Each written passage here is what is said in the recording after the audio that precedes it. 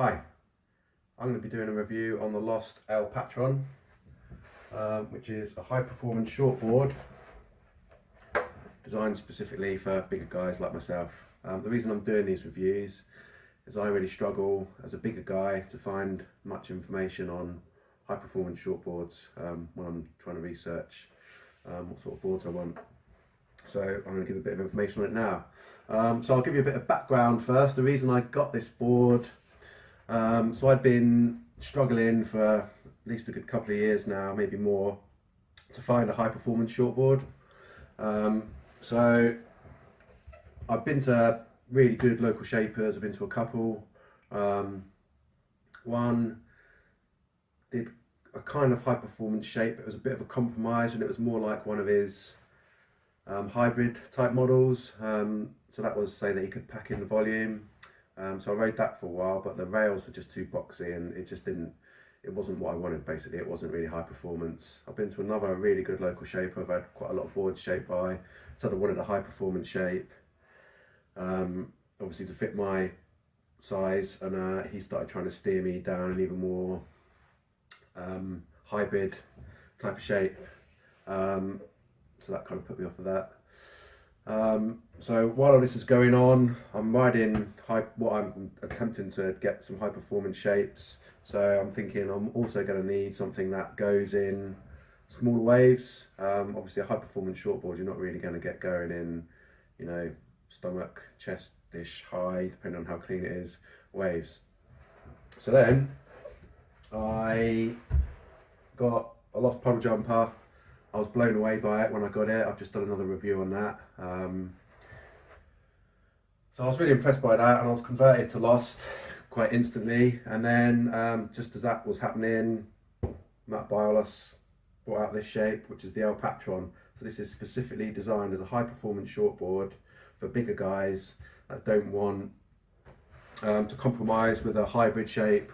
The other difficulty is if you want to stick with the high performance template, you need to blow the board up to fit your volume in. So I need around 44 litres. So this is just below my groveler and step up a bit above, around 45. So to get 44 litres into a standard high performance shape, like if you looked at, if you looked at a Merrick or something, like the black and white, or as example, I think the black and white for me, if I wanted one of those in my volume, I'd have to be going up to approaching 7 foot, which is just too long. So the trick with this is Matt Biolos has managed to pack in the volume but not have as much length. Still the rails are quite thin down. It's got a thin tail, well, not a thin tail, there's not as much width in the tail. So the last high performance shortboard that I got shaped for me was more of a compromise and had still more of a hybrid tail, whereas this one, the tail's brought in quite nicely to give you a lot of the performance. So that's why I got the board. My experience of it in the waves, so I've ridden it. So when I first got it, I just wanted to keep taking it in, and I was just stoked with it and just wanted to keep surfing it and get used to it. So I started taking it in a sort of ways I wouldn't normally take a high performance board in. So I probably stomach high, stomach chest high on the sets, and up to, haven't had it in anything really solid yet, but definitely well overhead. And my experience in those kind of waves, in the smaller stuff, it's a real struggle. It's just hard to generate any speed. If you have to generate the speed yourself, it's a lot more tricky. If you want a cleaner, slightly bigger wave, where the waves do a lot of the work for you, that's when it really comes alive. It absolutely flies in those.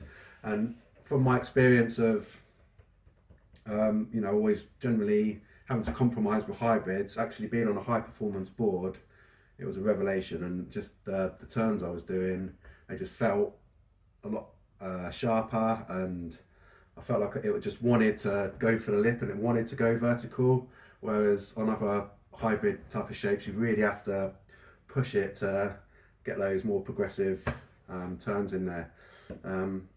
So yeah, absolutely flies in those kind of conditions. It's very unforgiving.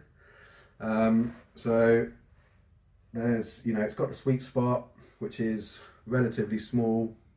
So if you're not in the right spot, even on a decent wave, it's going to be really unforgiving. You're either going to bog a rail, or you're not going to be able to generate the speed as easily.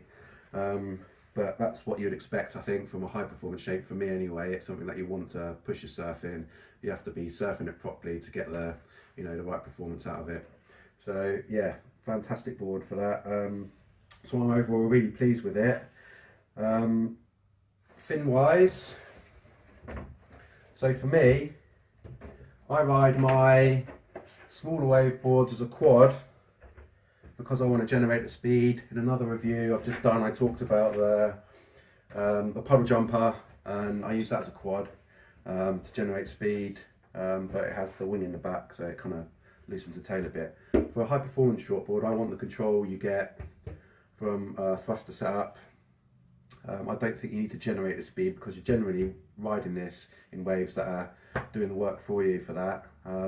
So you can get it as a quad, as far as I'm aware, but that's personal preference. I'm talking about my personal experience. I've ridden it as a thruster.